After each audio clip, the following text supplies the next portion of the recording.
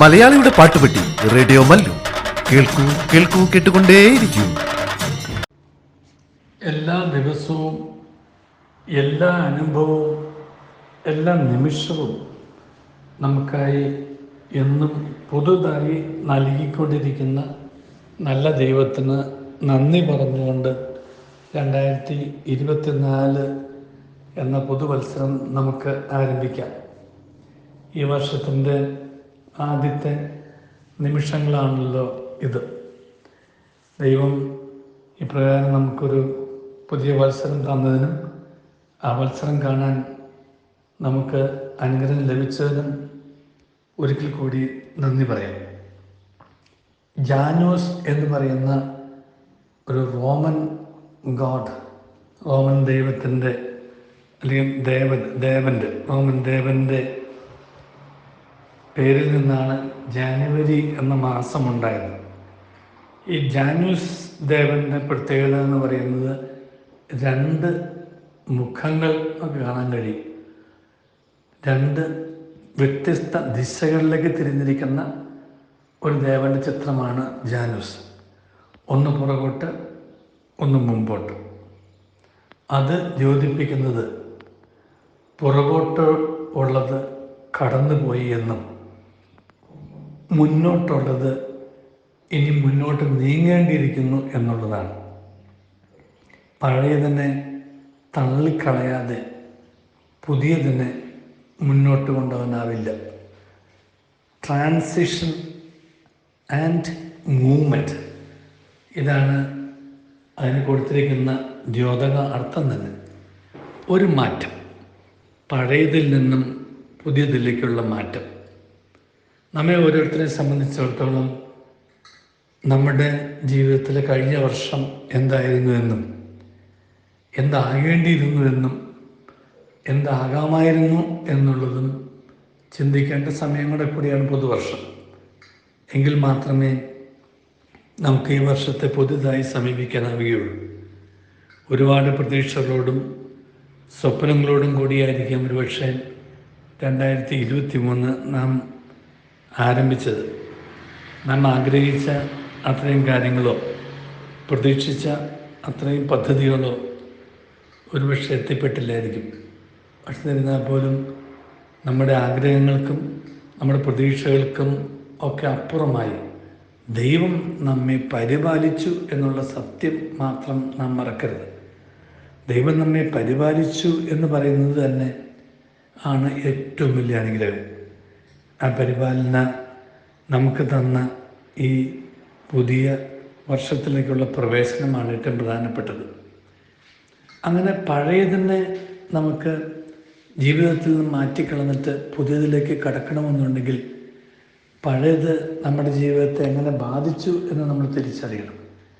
എനിക്ക് ജീവിതത്തിൽ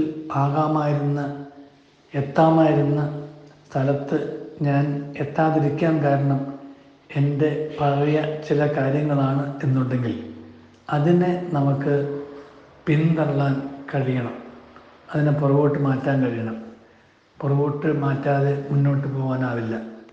വള്ളം തുഴയുന്നത് നമ്മളൊക്കെ കണ്ടു കാണും. അത് പുറകോട്ട് തള്ളിക്കളഞ്ഞിട്ടാണ് ജീവിതത്തെ മുന്നോട്ട് പോകുന്നത്. നമ്മുടെ ജീവിതത്തെ മുന്നോട്ട് പോകാൻ എതിർക്കുന്ന അല്ലെങ്കിൽ തടഞ്ഞു നിർത്തുന്ന ഒരുപാട് ശക്തികളുണ്ട്. നമ്മളെ നിരാശപ്പെടുത്തുന്ന, നമ്മളെ വേദനിപ്പിക്കുന്ന, സങ്കടപ്പെടുത്തുന്ന, തകർത്ത് കളയുന്ന അനുഭവങ്ങൾ. പക്ഷെ ഒന്നോർക്കണം, മുന്നോട്ട് കൊണ്ടുപോകാൻ ആവശ്യമായിട്ടുള്ള ഊർജവും മുന്നോട്ട് പോകാൻ ആവശ്യമായിട്ടുള്ള തുഴയും ദൈവം നമുക്ക് തന്നിട്ടുണ്ട്. ഇനി അതിനെ തുഴയുക എന്നുള്ളത് നാം ഓരോരുത്തരുടെയും ഉത്തരവാദിത്തമാണ്. ദൈവം നമുക്ക് വേണ്ടി തുഴയാനല്ല, നമുക്ക് വേണ്ടി നാം തുഴയാൻ വേണ്ടി ദൈവം നമുക്ക് തുഴയാനുള്ള ശക്തിയുമാണ് തന്നിട്ടുള്ളത്. അത് നാം ഉപയോഗിക്കണം. അപ്പോൾ മുന്നോട്ട് നാം പോകണമെന്നുണ്ടെങ്കിൽ പലതിനെയും പുറകോട്ട് നാം തള്ളിക്കളയണം.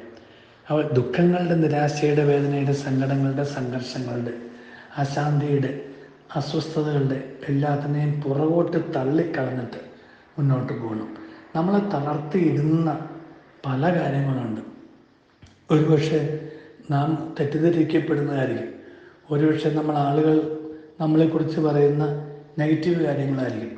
ഒരുപക്ഷെ നമ്മളെ ആളുകൾ പുറകോട്ട് തള്ളിയിടുന്നതായിരിക്കും, വശത്തേക്ക് അല്ലെങ്കിൽ പാർശ്വങ്ങളിലേക്ക് മാറ്റിയിടുന്നതായിരിക്കും.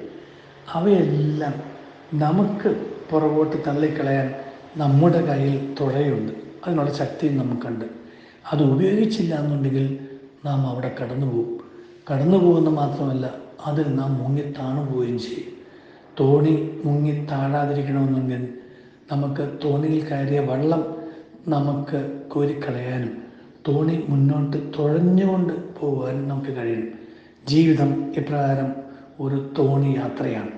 ഈ തോണിയിൽ നമുക്ക് മുങ്ങിപ്പോകാൻ സാധ്യതയുള്ള തരത്തിൽ ഈ തോണിയിലേക്ക് സങ്കടങ്ങളുടെ, ദുഃഖങ്ങളുടെ, വേദനകളുടെ, സംഘർഷങ്ങളുടെ എല്ലാം വെള്ളം ഒരുപക്ഷെ കയറിയെന്നിരിക്കും. പക്ഷേ ഈ വെള്ളത്തെ നമ്മൾ കോരിക്കളയുകയും ഈ വള്ളത്തെ നമ്മൾ മുന്നോട്ട് നാം തന്നെ തുഴഞ്ഞ് നീക്കുകയും ചെയ്യും.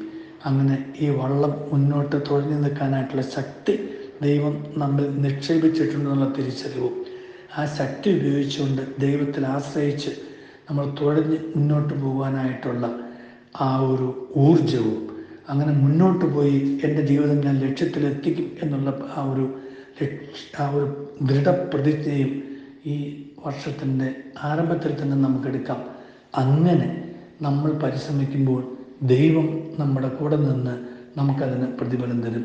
വിജയത്തിലും നമ്മുടെ ലക്ഷ്യമാകുന്ന വിജയത്തിൽ അല്ലെങ്കിൽ വിജയമാകുന്ന ലക്ഷ്യത്തിൽ നാം എത്തുകയും ചെയ്യും. അതിനായി ദൈവം നമ്മെ അനുഗ്രഹിക്കട്ടെ. നല്ലൊരു ദിവസവും നല്ലൊരു വത്സരവും എല്ലാവർക്കും നേരുന്നു. റേഡിയോ മല്ലു ഇപ്പോൾ ആൻഡ്രോയിഡ് ഫോണുകളിലും iOS ഫോണുകളിലും ലഭ്യമാണ്. ഉടൻ ഡൗൺലോഡ് ചെയ്യൂ.